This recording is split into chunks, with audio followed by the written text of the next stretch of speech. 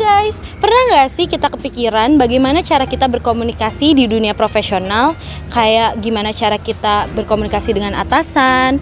Dan kalau misalkan kita lagi ngobrol sama atasan, kira-kira cara ngobrolnya sama nggak ya kayak kita ngobrol sama teman pas lagi nongkrong? Nih, coba bayangin deh, kalau misalkan ada anak magang datang ke atasannya, duduk di meja, terus ngomong, "Morning bos, gue cuti ya next week, soalnya lagi gak mood kerja. Mau healing ke Pekalongan, ntar gue bawain oleh-oleh deh."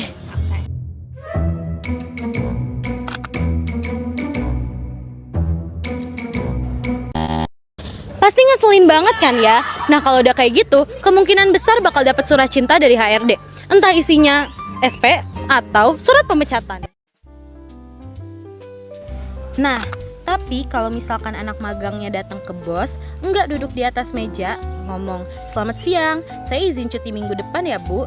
Terus jelasin alasan yang masuk akal dan sikapnya sopan dan gak aneh-aneh, pasti bosnya pun ngerasa lebih dihargai dong ya.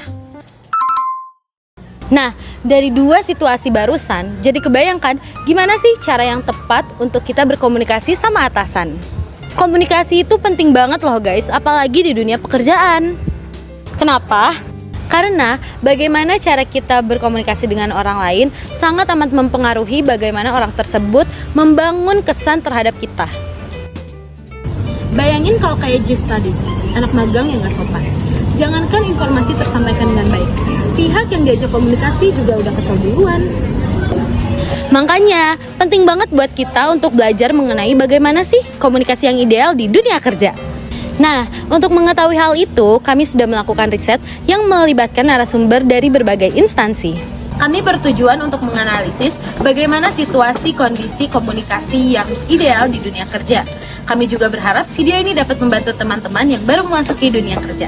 Nah, sebelum kita masuk ke dalam pembahasannya, yuk sama-sama kita tonton beberapa contoh situasi komunikasi di dunia kerja. Setelah itu, kita analisis apakah situasi tersebut merupakan situasi yang ideal atau situasi yang tidak ideal.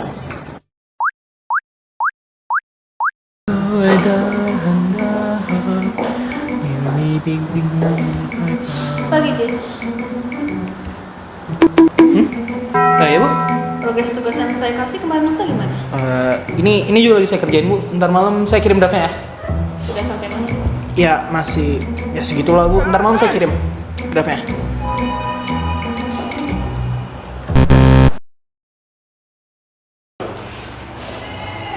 Pagi ya. Pagi Bu. Progres tugas yang saya kasih kemarin masa gimana? Saat ini udah sekitar 80% Bu, dan saya sedang di tahap finalisasi desain. Saya nargetin untuk bisa kirim draft pertama sebelum jam 4 sore.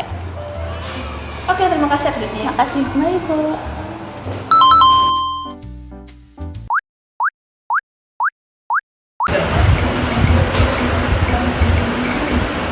Iya.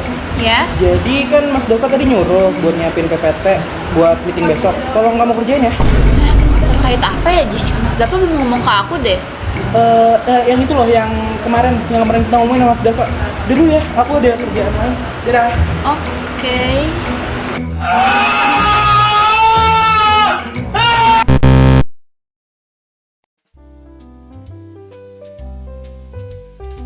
Hai Ji. Halo. Ji, ini aku lagi nyusun bahan buat meeting besok yang diminta Mas Dava. Tapi jujur aku masih butuh beberapa gambar pendukung. Kalau ada waktu boleh bantu cariin visual buat bagian produk terbaru nggak ya? Boleh kok, abis aku makan ya, aku bantuin. Oke. Kasih ya Ji. Sure.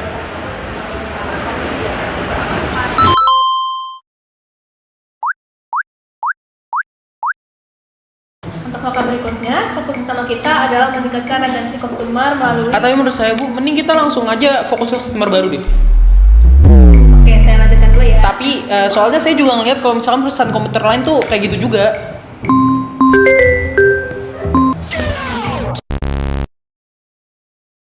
Oke, jadi itu gambaran strategi yang bakal kita jalanin. Ada masukan atau pertanyaan? Saya ada satu masukan Bu. Dari yang Ibu jelasin tadi, apakah kita bisa mempertimbangkan strategi baru untuk new customer Bu? Karena kalau misalnya dilihat dari laporan minggu kemarin, beberapa kompetitor juga udah mulai pakai pendekatan tersebut Bu. Itu masukan yang bagus. Terima kasih ya.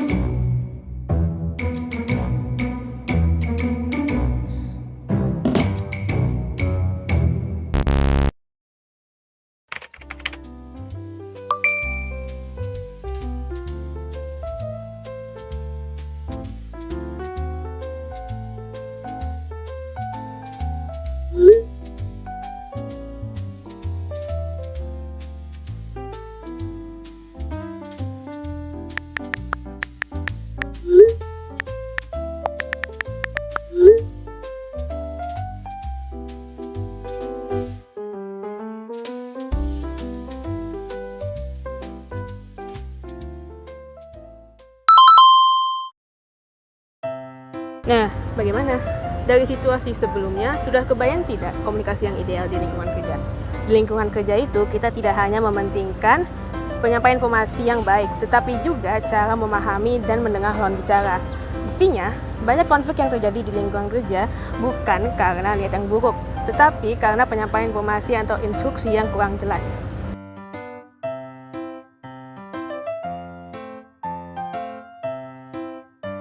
Perlu teman-teman ingat bahwa tiap lingkungan kerja punya gaya komunikasi yang berbeda. Beda instansi, beda juga budayanya. Makanya, kemampuan beradaptasi itu penting banget untuk menciptakan komunikasi yang efektif.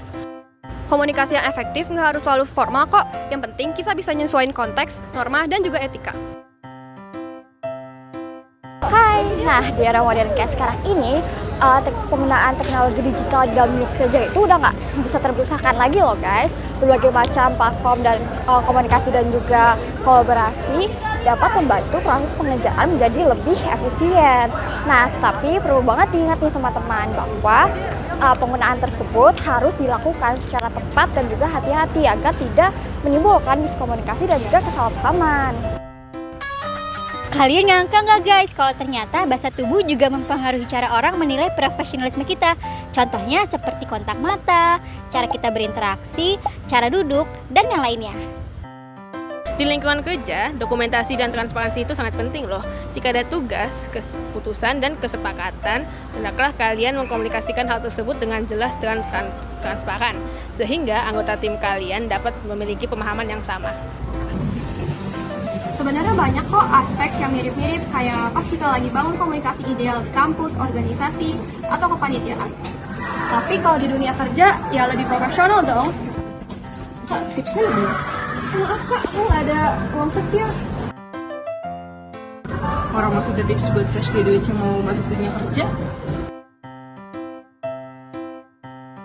Hai lagi. By the way, aku punya kok beberapa saran buat kalian. Firstly, kalau baru mau masuk ke dunia kerja, pasti kita banyak banget bingungnya kan? Karena ya banyak banget hal baru yang harus dipelajarin.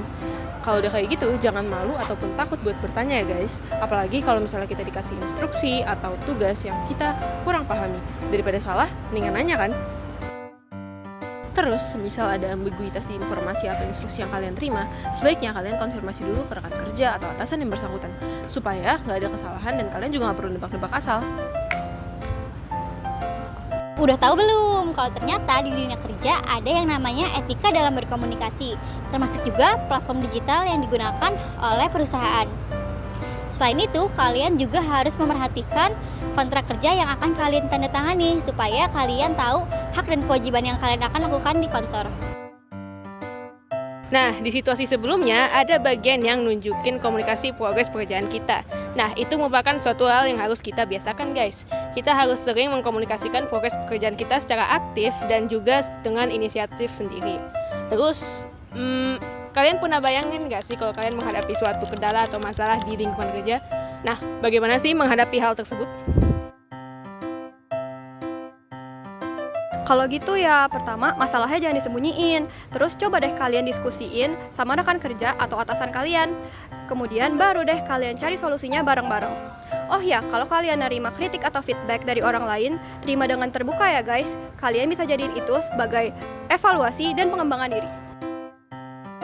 Jangan lupa juga buat membangun kemampuan menyimak dan mendengarkan kalian. Karena balik lagi, komunikasi itu bukan cuma tentang berbicara, tetapi juga tentang memahami orang lain. Jadi, menurut kalian kembangin hard skill atau soft skill ya? Kalau menurut aku sih lebih baik keduanya guys, supaya menunjang karir kalian ke depannya. Nah, tips terakhir nih, sama dengan halnya di kampus, di mana kita membangun hubungan baik dengan kakak tingkat dan dosen, kita juga harus membangun hubungan baik dengan rekan kerja, dan juga jangan takut bertanya pada atasan.